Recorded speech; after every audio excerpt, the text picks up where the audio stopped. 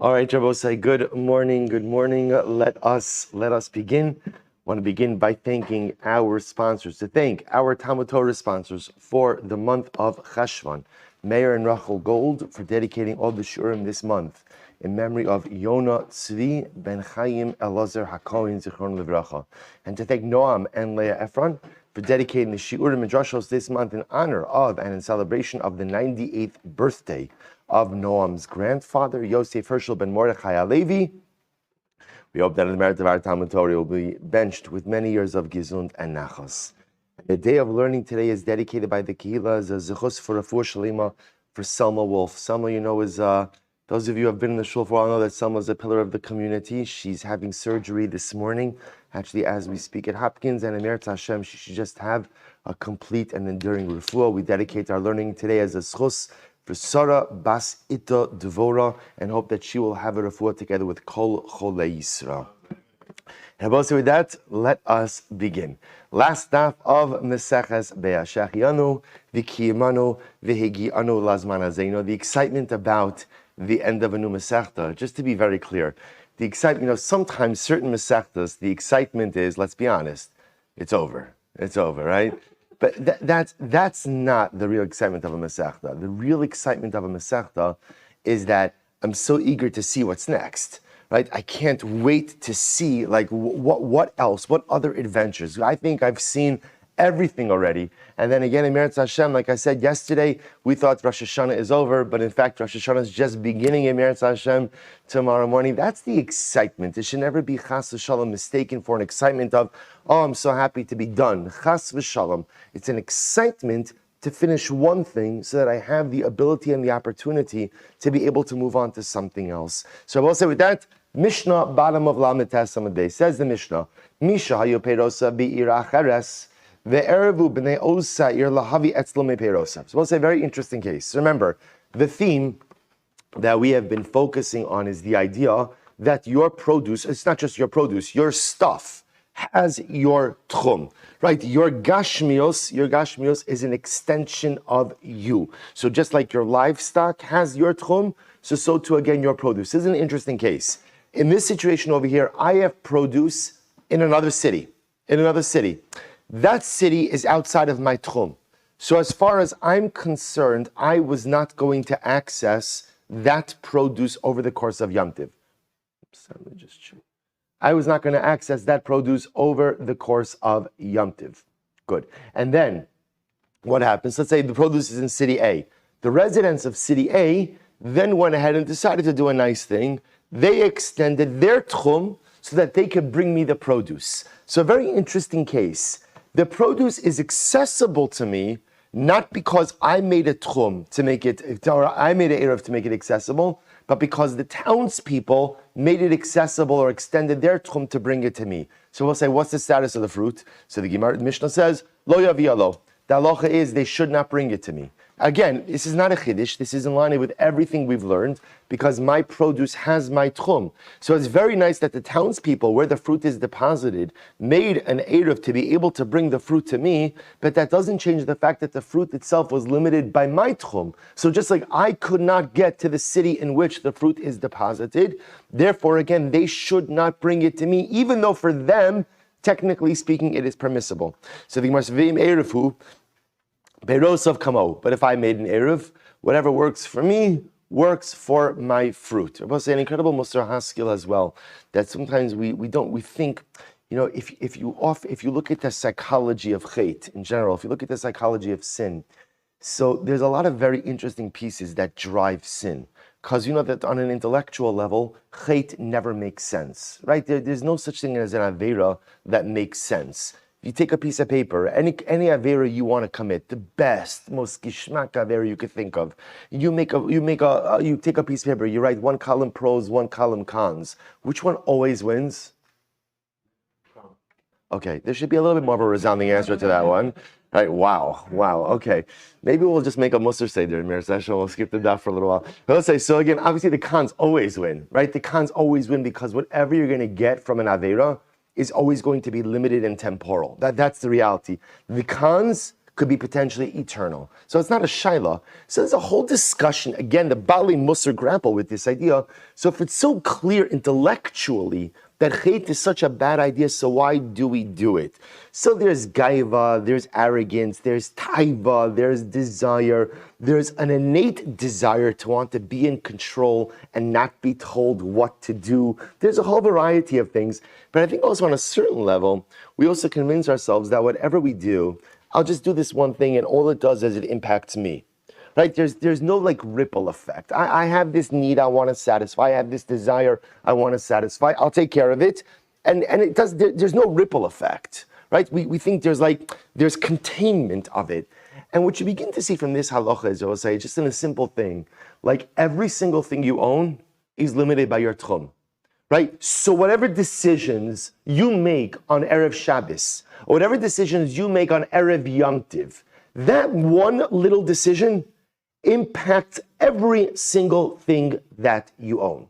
So if one little decision, like whether or not to go east or west on an Erev Yom Tiv, impacts every single one of your possessions, imagine the other decisions we make in life, the impact they have as well. One little decision, east or west, everything is impacted.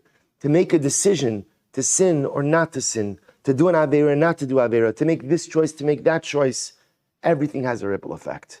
And the truth is, every decision we make impacts everything we have and also impacts everyone we are connected to. An incredible yesod in the Kovid Rosh, the real thought and significance that we have to bring to bear on all of our decision-making in life. The Gemara goes back, the Mishnah goes back, the top of Mem. It's a very interesting case. Misha zimin etzlo archim. Listen to this. Someone invited company over Yom Tiv.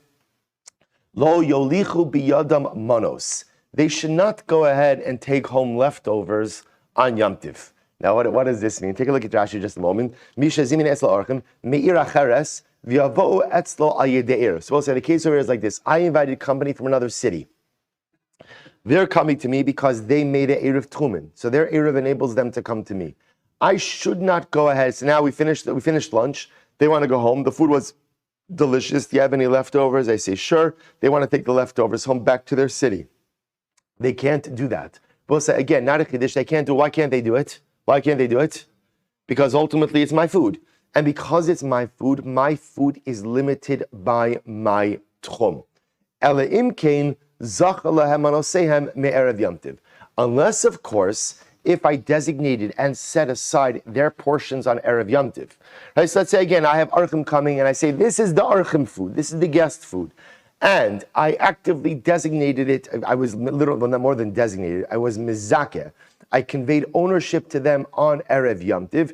Rashi points out to Rabbi Silber, if you take a look at Rashi, Manosechem Erev Yom Tiv, Shemasar Malabayis Zela Adam Achar B'Mashicha, V'amar Lo Zacha B'Manos Halal L'Ploni U'L'Ploni, D'Zachin Lo L'Adam Shelo B'Fanov. V'Hayu Shalmim Ba'oyim Kralim. Listen to this. So if I go ahead and I designate the food that's going to be for the company, and I go to a third party, I said to a third party, acquire this on behalf of my guests, that works. That's called Zachin La'adam Shelo B'Fanov. They essentially become the owners of the food prior to Yom Tiv. If you're the owner of food prior to Yom Tiv, what tchum does that food take on?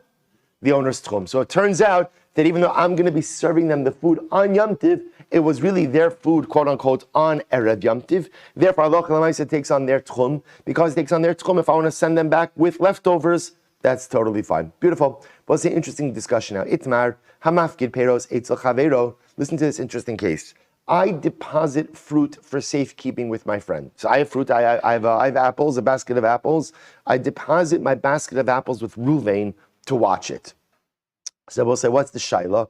What's the shaila? The shaila is, comes Yom Tiv, what tchum or which tchum do those apples have? Do the apples have my tchum, the owner's tchum, or the shomer's tchum, the person who's watching it? So Rav Amakragle Mishev Kidalo. So Rav says, no, the fruit takes on the tchum of the person with whom it is deposited. Right? The shomer takes achrayis for it, and therefore halacha lamaisa, the fruit takes on his tchum. Ushmuel amar karagle hamafkid. Shmuel says no. It retains the tchum of the owner. See, I will say it's interesting. Essentially, what Shmuel says is we look at title. Who has title? Who has title to the fruit? I have title to the fruit. I know I deposited it with someone else. At the end of the day, however, again, it's mine. Therefore, it retains my tchum. So, machlokes Rav and Shmuel. So, the Gemara says, Leima Rav Shmuel da'azul tamayhu. So, let's say that Rav and Shmuel both go according to their reasoning. Watch this. This nan, very interesting case. Im hechnis birshus balachatzer chayrbo. So, listen to this case. Look at Rashi. Im hechnis birshus shoro ukederosav uperosav lachatzer chavero. So, if I went ahead and I took my shar into the chutzner of my friend with his rishos. Bal chutzner chayiv b'nizakin. Listen to this. So if you go ahead, so let's say I bring my ox to Ruvain's chutzner, and I bring my ox with his rishos. So ultimately, again, if damages occur, Ruvain, the bala chutzner, is chayiv. So let's read it again. Em hechnes b'rishos bala chutzner chayiv. Now we'll say it's going to be machlokes. The Chachamim say, as long as Reuven gave reshus for that ox to be there, Reuven is chayiv. Reuven, the owner of the chutzner, is chayiv for any damages. Rabbi Omer, the olam eino chayiv ad shekabel alav balabayis lishmar. Rabbi says something different. Rabbi says no. Just because Reuven gave me reshus to bring my ox into his chutzner does not mean that Reuven has taken upon himself what? Achrayis for the shar. It just means that Reuven's giving me the right to bring my shar in there. But Lamaisa, the only time Reuven takes on achrayis for the shar is when? If Reuven explicitly says, I take achrayis for your shar, for what your shar is doing. So we'll say fundamental machlokis Rabbi Nechacham. So let's just clarify the case. I'm going over to Reuven's house. Say, Reuven, can I bring my shar into your chater? Reuven says yes.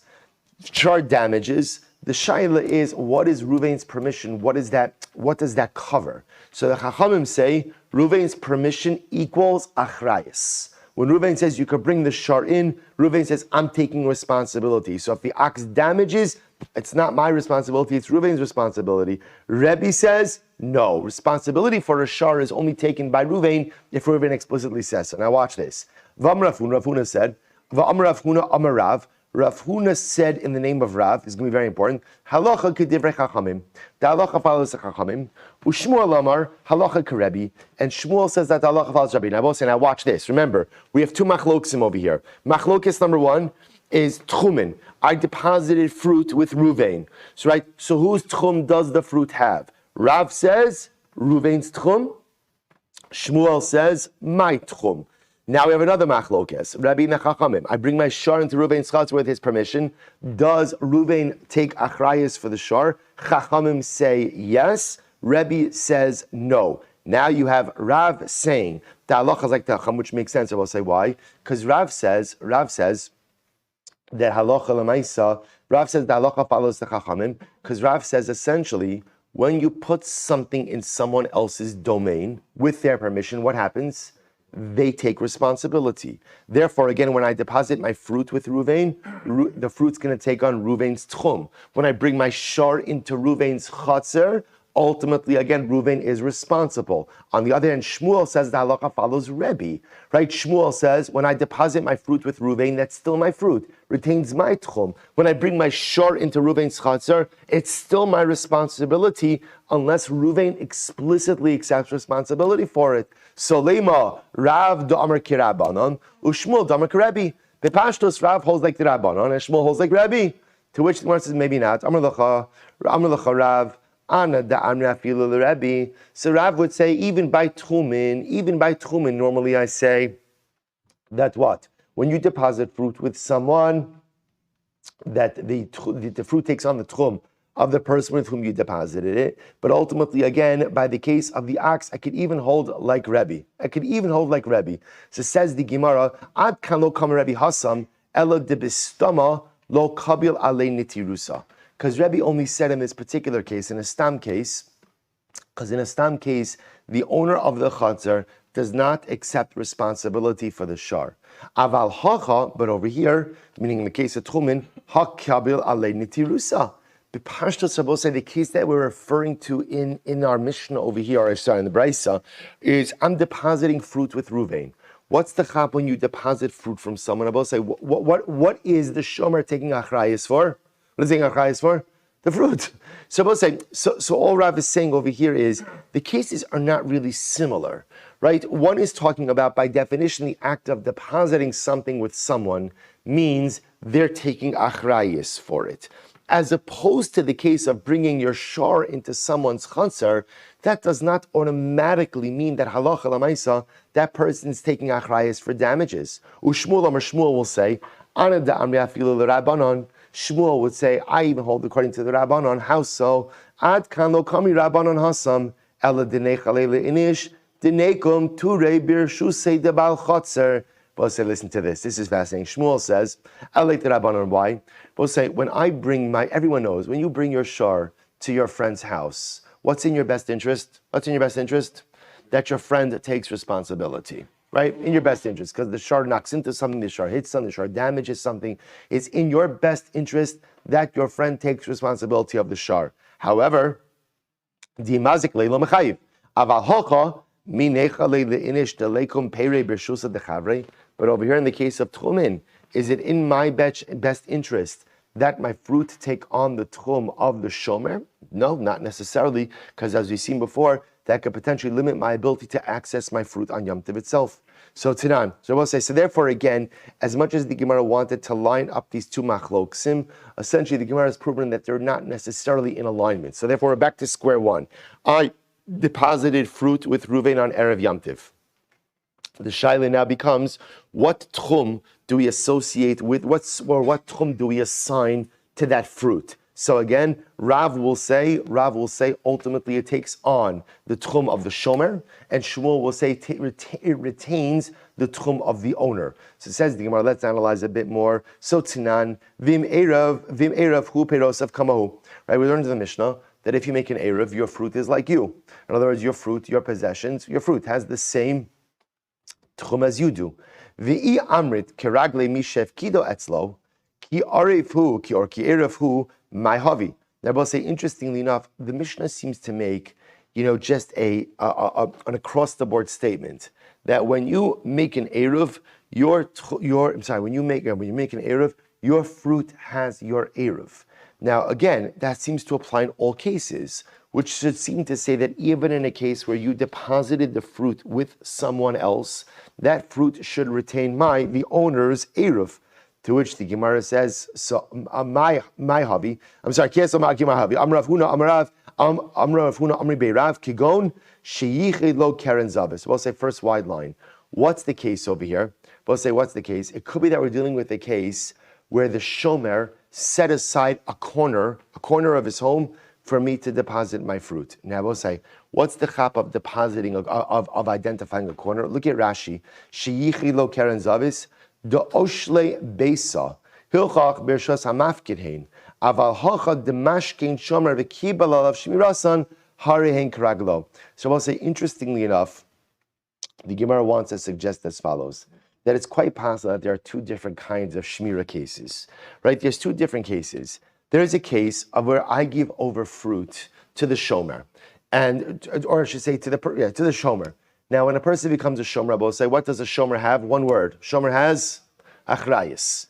In a case where he's a shomer, he has achrayus, bepashtos, the fruit takes on his tchum. Because the shomer, in many respects, becomes a quasi-owner. There's a different type of shmira. The other type of shmira is, I say to Reuven, can I deposit my fruit with you? And Reuven says, sure. You could just put it in a corner over there. Yichid lo keren zavis is essentially a way of saying, if you want to store your stuff here, you're more than welcome to, but I take what? No achrayus. No achrayus. So essentially what I'm doing is I'm giving you free space. I'm giving you free storage, but I'm not involved in it. Oh, yichi lo keren zavis, in a case like that, it makes sense to say, whose tchum does the fruit have? Whose tchum? Ultimately, that'll be the owner. Because in that case, the shomer is not assuming any level of quasi-ownership of it. So I will say, so it turns out there's really two different cases of shomer. There's a classic shomer, which is a case with achrayis. So, okay, if the shomer takes achrayis, he becomes the quasi-owner. According to the Gemara over here, the fruit will take on his tchum. But if it's yichel or keren zavis, where the guy is, the Reuven is just telling me, sure, put your stuff down over there, you're more than welcome to leave it there as long as you want. But I'm not being metapa with it. I'm not getting involved in it. So halacha l'maisa, then that fruit retains the tchum of its owner. Incredible. Tashma, we'll say first wide line, Misha zimin etzlo arachim lo yolichu biyada manos ela inkin zachalem manosem me'erev yamtiv. So we'll say, let's go back to the other case of the Mishnah. I'm having company from another city on Yom Tiv, right? They made an Erev Tchumen. That's how they're able to come to me for lunch. We have the Suda. They love the food. They want to take home leftovers. Can they take home leftovers? What does the Mishnah say? Can they take home leftovers? No. Why? Because my food has my tchum. The only way I can get around this is how? Is if halacha l'maisa, I gave over ownership of their portion to them on Erev Yom Tiv. V'i amrit kiragle mishev kido etzlo. So I don't understand. According to what we just said, let's say, even if it's true that I gave over ownership to them on Erev Yom Tiv. So let's play this out. So I'm having over the Schwartz family on Yom Tiv. So I decide, you know what, the Schwartzes, they love my food, they want to take them leftovers. So what do? On Erev Yom Tiv, I call over Reuven. I say, Reuven, acquire this food on behalf of Mishpachas Schwartz. Acquire it on behalf of them. Fantastic. We'll say, what happens the moment after Reuven acquires that? So now who becomes the owner of the food? Right? The Schwartz family. Now we'll say, who's the shomer? I'm the shomer, right? Because remember, again, where's the food being deposited? It's in my house. So now, 1 second. So let's say, so how does this work? We just got finished saying that what? If you're a shomer over something and you have achrayas over it, so ultimately, again, whose tchum does the food acquire? You are the shomer. So remember, the Mishnah says that a great chap, your company wants it, this is incredible, the company wants to take home leftovers, no problem, just convey ownership to them on Erev Yom Tiv, and then they can take over their leftovers on Yom Tiv. Really? Now again, remember, even if I go through this whole process, I convey ownership to the Schwartzes through a third party, through Reuven. You have to use a third party, I will say, because remember, in halacha, you can't be the makna and the kona, right? You can't be the person who is conveying ownership and also acquiring it on behalf of someone else. So, but I think I mentioned this a little while ago. You know where this comes up? You know, when I make an Erev Tavshilin, so I do it on behalf of the entire shul. But in order to do that, it's also my Erev. So someone else has to be kona it on behalf of the rest of the shul. So I can't be the owner of the Erev and also Kardam. So somebody else has to acquire it on behalf of the, so you have to use a different person for that. So the idea over here, the Gemara says is, even if you go through this whole process, I'm still the shomer. I'm still the shomer of the Schwartz's food. And l'maisa, we just said that what? When someone is a shomer, halacha l'maisa, the food acquires the tchum of the shomer. So we're right back where we started. Such an incredible shayla. The amrit kiragle mishev kido etzlo ki zachala. And if you say that food takes on the tchum of the shomer, ki zachala my de acher my havi. Who cares if I conveyed ownership over to a third party? So it's true. I conveyed titular ownership of the food to the Schwartz family. But lamaisa legabe tchum, we're right back where we started. Third wide line, Rabbi say. So hachanami, so the Gemara says. So the Gemara says, I'll give you the answer.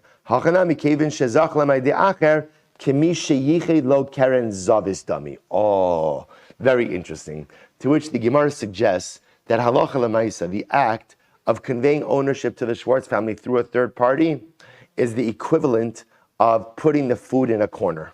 Right? And Abbas, remember again, what did we say before? When halacha l'maisa, yichi lo keren zavis, essentially says, the shomer says, you could put your food here, but I'm not exerting any ownership over it. So the Gemara suggests allowing a third party to acquire the food on behalf of the Schwartz family is the equivalent of putting that food in a corner, identifying a corner, putting the food there, which essentially means when I give over ownership through a third party, I am relinquishing any ownership level over it. And therefore, it's as if it was just deposited in a corner. It fully belongs to the Schwartz family, and therefore it has their tchum. Incredible. The other possibility is zacha shiny.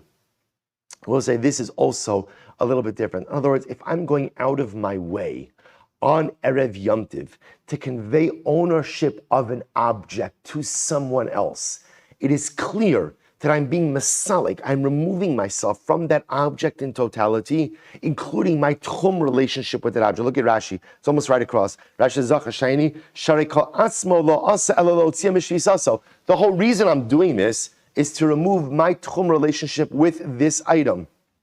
Ulamido Bishvisa Shalom Birshusan. So we'll say, so essentially answer number one is that the act of conveying ownership through a third party is the equivalent of placing the item in a corner. Answer number two, which seems to speak a bit more to the mechanics of this, is if I'm going out of my way to convey ownership to the Schwartz family on Erev Yom Tiv through a third party, Ein hochacha gidola mizo. There is no greater legal statement that I'm withdrawing my ownership, withdrawing my tchum relationship than that. Good. So it says Gemara, Rav Chana bar Chanilai was an interesting case. This is so beautiful. Rav Chana bar Chanilai tala bisra be'ivra didasha. Rav Chana bar Chanilai hung a piece of meat on his doorway. Right? That's Erev Yom Tov, right? A big slab of meat hanging from your doorway. Right? So now you'll see why the story is important. The background to the story is as follows. Rav Chana bar Chanilai was in a different city. Erev Yom Tov, he went to purchase meat. So he's staying at an inn, he's staying by a host, he purchases the meat, he hangs it on the door, by the pivot of the door. His intention is tomorrow to go home. And he's going to take his meat with him, and he's going to go and he's going to have Sudas Yom Tov at home. Okay, so now watch this. So Rav Chana bar Chanilai tala b'srba ever didasha. Asla kamei Rav Huna. So he came before Rav Huna. If you look at Rashi says tala b'srba ever didasha bebeis ushbezichne. He was staying at an inn. He was literally at a host. Shenasnu lo tabchei ha'ir mi ba'od yom v'uhaya ben ir acheres. It's a very interesting case. But I say it's also interesting sometimes when you see like how different Yom Tov looked, right? It's so fascinating that Rabbi Chana bar Chanilai, Erev Yom Tov, he's going to buy the meat, right? Yom Tov night, he's not at home, right? He's got the meat, he's staying at an inn, the meat is hanging on the door. Yom Tov day, he's going to go daven, he's going to walk home, the meat's on his shoulder, right? It's just fascinating, absolutely fascinating. So what happens? He goes to Rav Huna Bosa. Remember again, you'll say to yourself, why didn't he just do this before Yom Tiv? What's the answer? There's no refrigeration. And that probably means that there was no shochet in his town. So this might have been the way that people were getting, we have such a different conception about how things work, right? Our challenge is, what time does the butcher close, right? Like this is like, if you lived in a city that didn't have access to fresh meat, this is what you would have to do on Yom Tiv. So he's there, so go say, watch this. So therefore, what does he do? Asla kamei Rav Huna.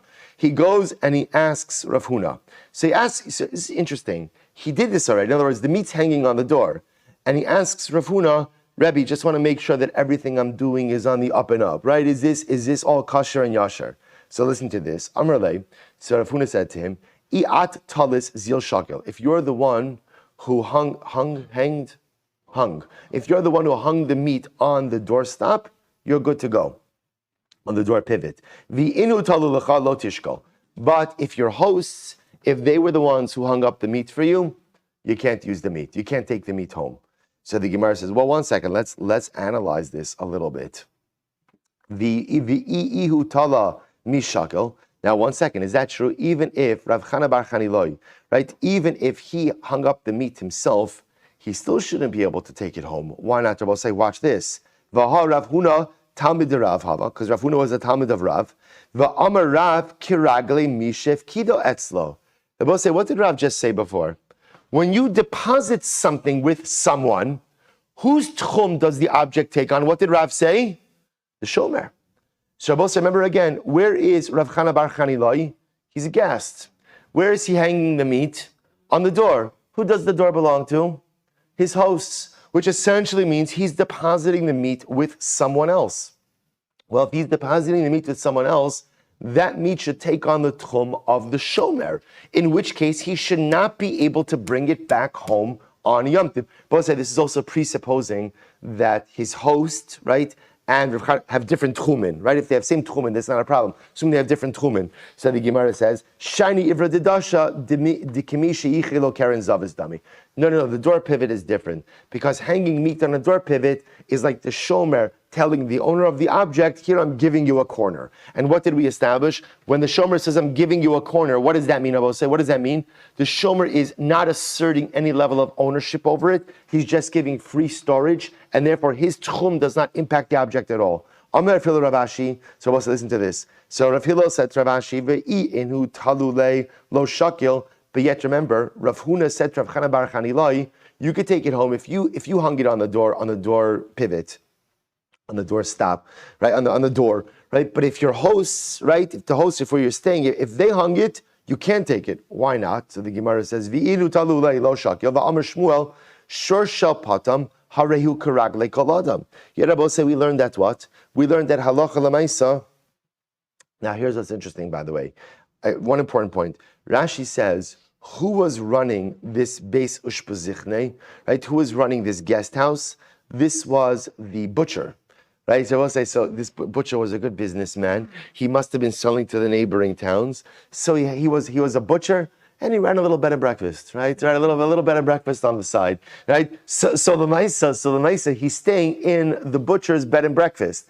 So I will say, so now watch this. We learned before that what? That halacha l'maisa, if you buy an ox from the patam, what's the patam? The fattener, right? What's the halacha? You buy it on Yom Tiv. Whose tchum does that ox have? Remember? The purchasers, right? Because the patam, the fattener, has in mind that he's going to sell these shvarim, these oxen on Yom Tiv. So we'll say, so why wouldn't that be the same thing over here? If Rav Chana bar Chanilai is buying from the butcher, and the butcher runs the bed and breakfast, and the entire purpose of the butcher is what? To sell the meat. This should be like the ox of the fattener. And therefore, who cares who hung up the meat? It doesn't make a difference. This should take on the tchum of Rav Chana bar Chanilai. Amar li Ravina Rav Ashi v'i inhu talule lo shakil. So let's analyze this. And if they went ahead and hung it up for him, why should he not be able to take it? V'amar Rabbi bar Rav Chana Amar Rabbi Yochanan halacha k'Rabbi Dosa. What did Rabbi Dosa say? That in a situation, remembering we had this a few days ago, that where there's one shepherd in the city, what's the halacha? If you look at Rashi says,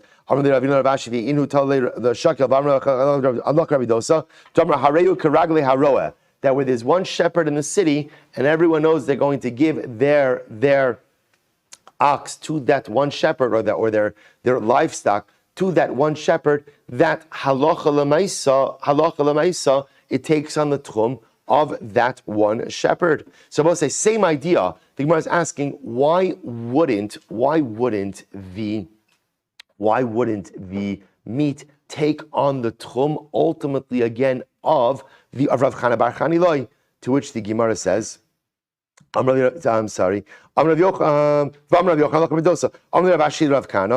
inhu talule lo shakil. So is this true that if they hung it up for him, he would not be able to take it? Vatnan, we learned, ha-behema va-kelim karagli ha-bailim. Ultimately, again, behema and kelim are like they have the tchum of their owner. So the point the Gemara is making over here is, I don't understand why it is that Rav Chana bar Chanilai would not be able to take the meat back to his tchum. It does not make any sense. To which Rabbi says, this is an incredible answer. Shani Rav Chana bar Chanilai te gavra rabahu v'tarid b'shmaite. Rabbi said the answer is, this has nothing to do with tchum. This has nothing to do with tchum. What was the problem? Rabbi said there's a separate halachic problem called basar shenis aleim mina ayin. Halacha l'maisa. If you have meat, and there are other people around that meat, especially non-Jews around that meat, if you lose track of that meat, you cannot eat it. There's a concern that the kosher meat may have been substituted with non-kosher meat. So what's the problem? I said, this is so beautiful. Rav Chana bar Chanilai was a gavra rabba. He was a great man. Rabbi say, what makes a great man? The tarid b'shmaisei. What makes a great man is he was always learning. Rabbi say, tarid b'shmaisei, by the way, doesn't. I want to just point out over here. How do you see from here that tarid b'shmaisei doesn't mean he was always learning? What does he mean? Was always? How do you know he was? How do you know Rav Chana bar Chanilai wasn't always learning? How do you know that? He went to get meat. It's not the pshat that he's sitting in the Meir and says, listen, I don't have time, do me a favor. He sends a guy, right? Every Jewish person has a guy, right? Rav Chana bar Chanilai could have had a guy to get it. He went himself. You see from him something amazing. Tarid b'shmaite doesn't mean you're always learning. But Tarid b'shmaite means your mind is always on learning. See, Rabbi saying, none of us, I'm talking to us, could always be learning, right? We have day jobs. We do a lot of things. The shaila is, what's the focus of your life? What's the focus of your life? Is the focus of my life my career? Is the focus of my life my hobbies? It's Sunday morning, so I'll say it's the focus of my life football, softball, whatever anybody runs to do, right? What's the focus of my life? What's the focus? And I will say that focus speaks volumes about who I am. Focus doesn't mean I'm always doing it, because you have to do other things in life. But the shaila is, in my pyramid of existence, what sits on the top? What sits on the top? And by the way, it's not just the thing that sits on the top that's most important, because the pyramid is, there's one thing on top, but there's two things below that, and there's three things below that. How does your pyramid of life stack up? Rav Chana bar Chanilai was a man who was tarid b'shmaisei. He was just always occupied with learning, and as a result, and therefore what? But if you look at Rashi, first wide, second wide line. Sorry.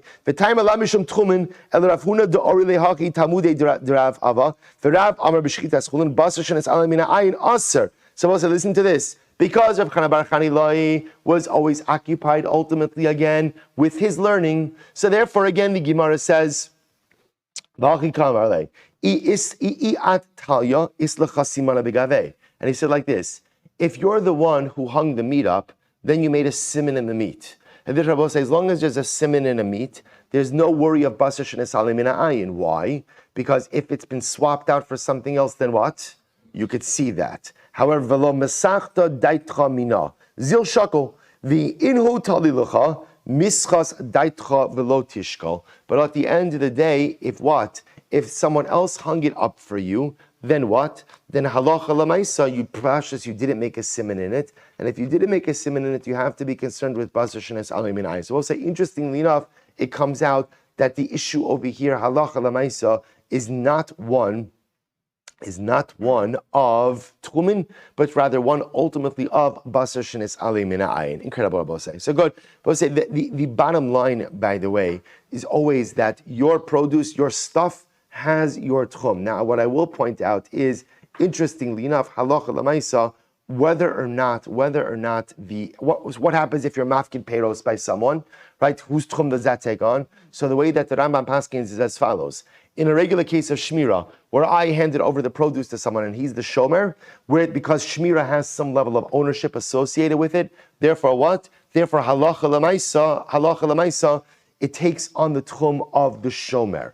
However, in a case of yichid lo keren zavis, where the shomer just said, here, put it over there, and offered me storage, free storage, then halacha l'maisa, under that circumstance, it ultimately goes in and retains the tchum of the owner. Beautiful. We'll say last mission of the Masechta. We'll say animals. We're not talking about two different kinds of animals. There are what we call midbarios. Midbarios we'll call free-range animals, but it's more than free-range, because free-range today I think means something very different. Midbarios means animals that would go out to pasture and would not come back. Now, they would come back, of course, at some point. We'll discuss how long they're out for. Versus baisos. Baisos are domestic animals. So what's the halacha? You cannot water and shecht midbarios, but you can water and shecht baisos. We'll discuss why the Mishnah is discussing watering. Really, we're talking about shchita. We'll say, why can't you go out and shecht midbarios on Yom Tov? Why not? Why not? You know this already by now. Why not? They're not muchan. Hilchos muktzah. They're not muchan. Because since they were out, you did not have access to them on Erev Yom Tov. So bepashtos, because you did not have access, therefore what? Therefore, you did not have any level of intention of using them. And therefore, halacha l'maisa, they're set aside for non-use. Eloin baisos, what is considered to be domestic? Halonos be'ir. Those are animals that go ahead and sleep inside of the city. Midbarios, halonos be'efer. Midbarios, those are animals ultimately, again, that sleep in the pasture. Says the Gemara, Lama li lameimar mashkin v'shochtin. So we'll say, ultimately, again, why do you have to say watering and slaughtering, right? Really, the ikar over here is what? The ikar over here is slaughtering, right? Shchita, it's not about going ahead and mashkin, right? It's not about going in and watering the animals.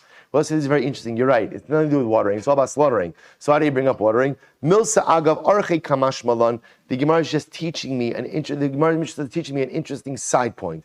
What's the interesting side point? The lishki inish behemto v'hadar lishchot. That a person should first water his animal and then shecht. Why? Mishum sircha demishcha.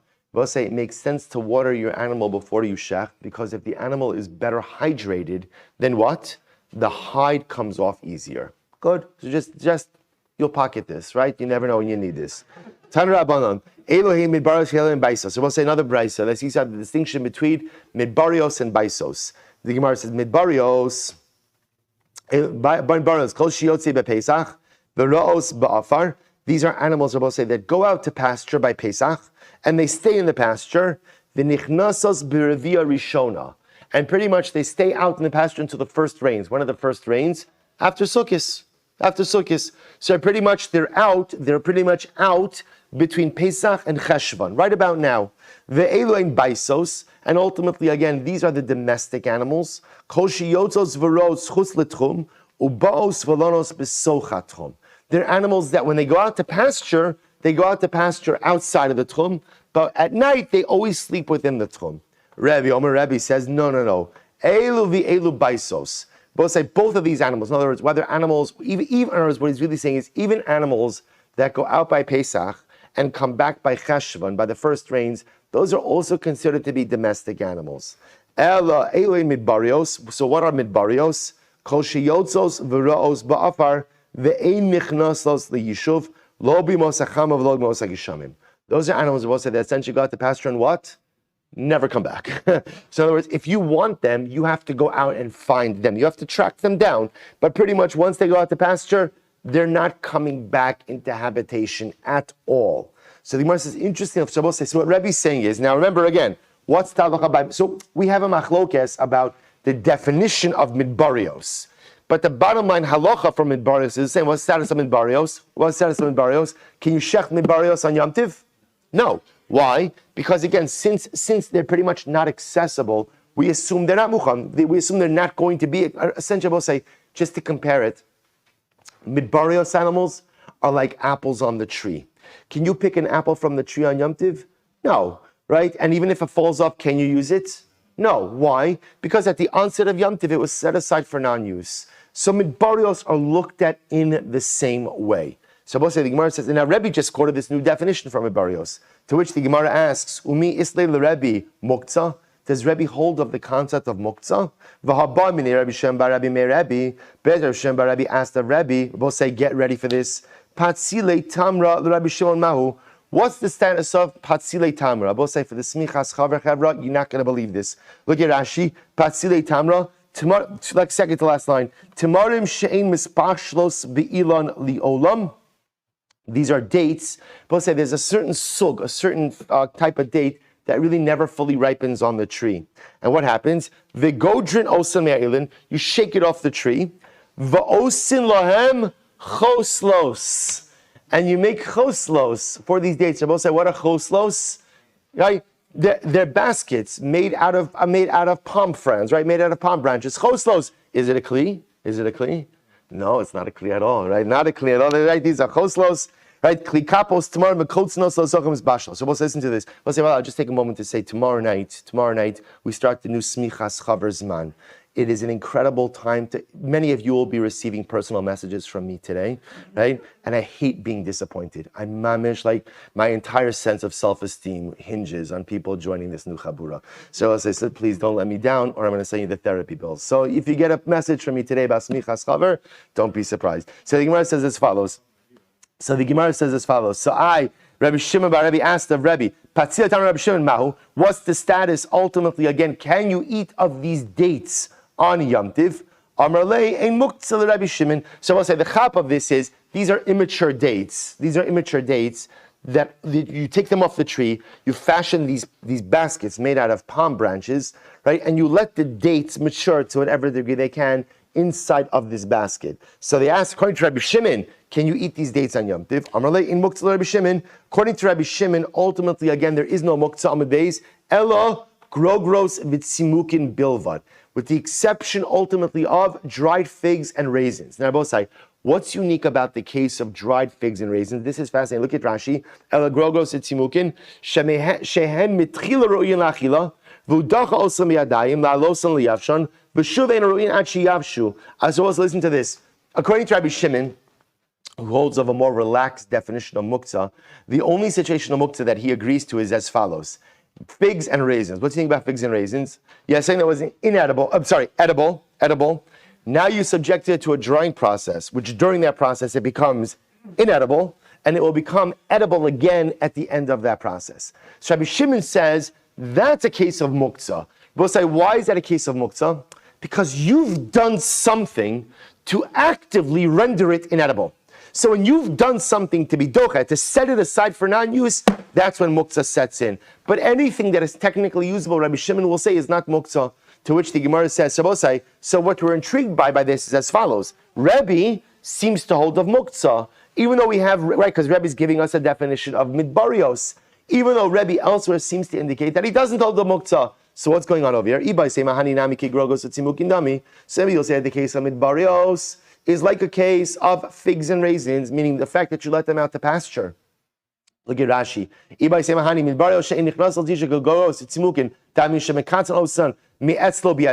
You let those animals go out on the free range. So because you let them go out, therefore they're like figs and dried figs and raisins. You are mekatzes biyadayim. That's why they're going to be muktzah. The Dvar Rabbi Shimon Kamerle Velelo Svirle. Or maybe the other possibility is that no, Rebbe's making his comment in accordance with the position of Rabbi Shimon's view of muktzah, but Rebbe himself does not hold that way. The other possibility is the Divreim Dirabanan Kamerlu. Maybe Rebbe is addressing his comments to the Rabbanan. And what does he say? Lididi ein muktzah.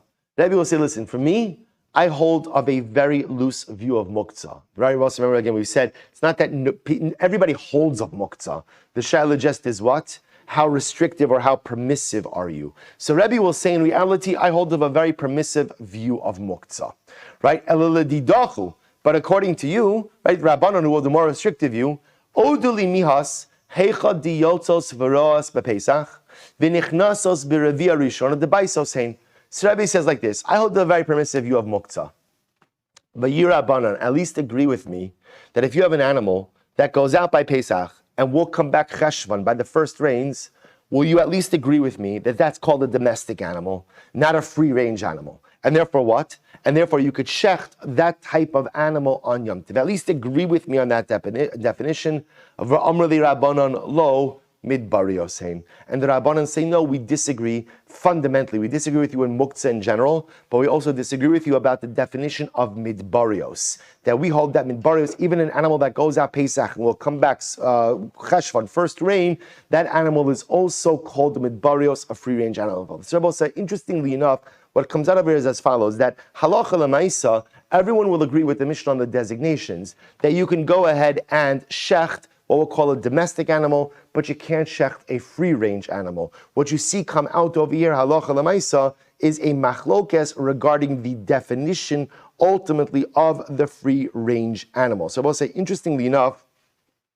the Rambam accepts the definition that's brought down in the Beitzah, that ultimately, again, the definition of midbarios is an animal that goes out Pesach and comes back by the first rains. Baisos, domestic animals, ultimately, again, is any animal that goes out and grazes outside of the tchum, but will always come to sleep inside of the tchum. We'll say this brings us to an end of Maseches Be'ah. I just want to share with you something amazing.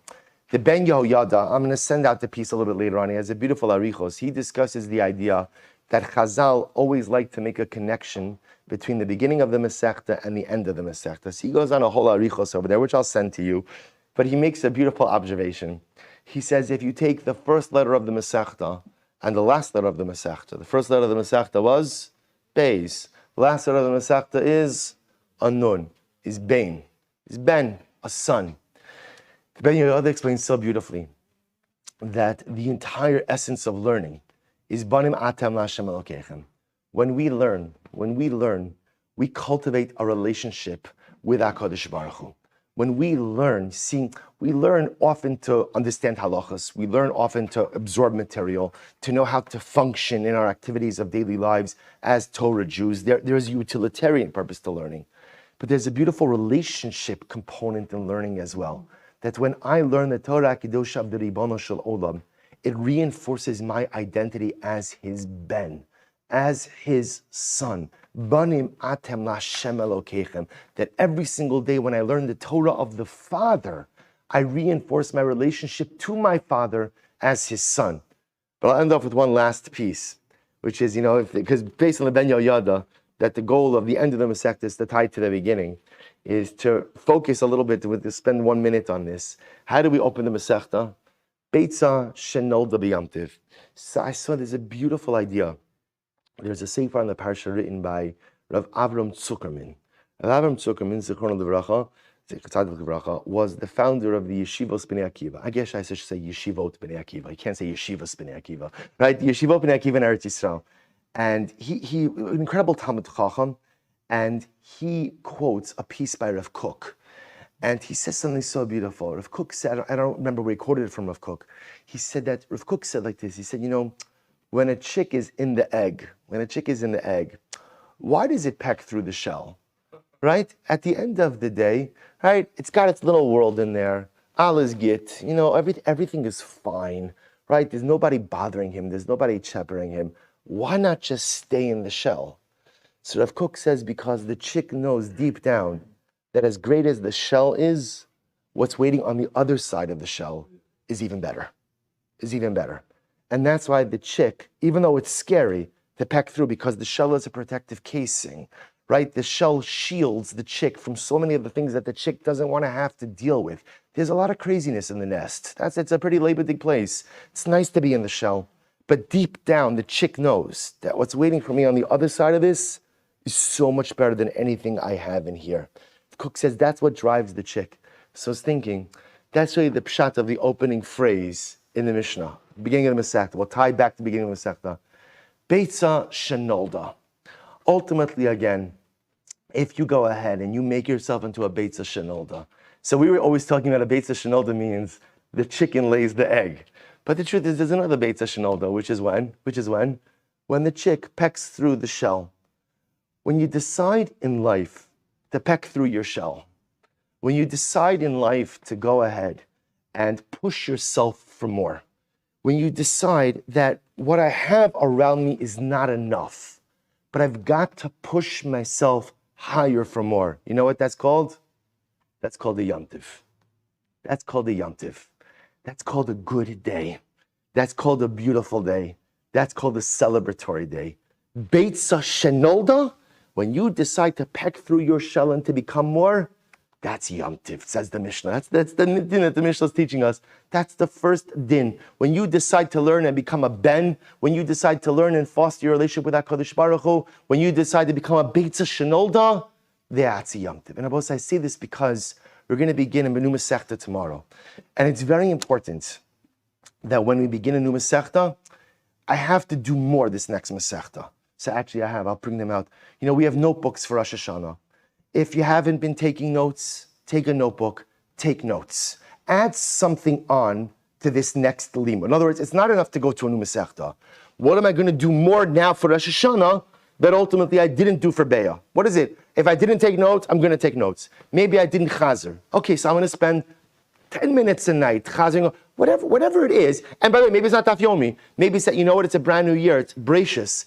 Maybe I haven't been doing Shtayim Mikra. I haven't been doing the Parsha, Chumash and Rashi, right? I'm going to start doing that now. Or, all kidding aside, I haven't been doing Smichas Chaver, Nuchabur tomorrow. Whenever you finish something, you start something new, it can't be like a linear progression. Okay, I go from go from Be'ah to Rosh Hashanah. But it's the same thing. It's just new Masechta, the same thing. No. Whenever there's something new, there's a hischadshus. Whenever there's something new, it means it's time for more. If I'm finishing Meseches Beya, you're not finished if you're not a Beitzah Shenolda, right? Remember again, I only finish the Masechta if I'm Mekayim the first Mishnah. And the kiyum of the first Mishnah is Beitzah Shenolda. Only if I birth myself, only if I get out of my shell, only if I move myself forward, then and only then am I considered to have been Mesayim Meseches Beya. So I will say, a mazel tov on the Masechta. For those who are going to be at the Siyum tonight, we look forward to seeing you. If you have not yet made your reservations, I hope Yonah Kaplan is not listening because he'll kill me, right? But there's still time, I think, to make reservations in Meir Tzashem. I don't know if you're going to get food, but there's still time to make reservations. I'm just kidding. There'll be plenty of food. If you haven't made your reservations, please, it's going to be a beautiful Simchas HaTorah. And in Meir Tzashem tomorrow morning, we begin Meseches Rosh Hashanah, B'Sha'a Tova, Mitzlachos, Mazel Tov.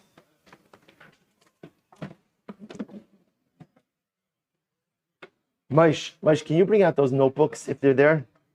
I'll bring out the notebooks. Do you see the Rosh Hashanah notebooks in there? Can you just bring out the stat? Do you mind? Thank you.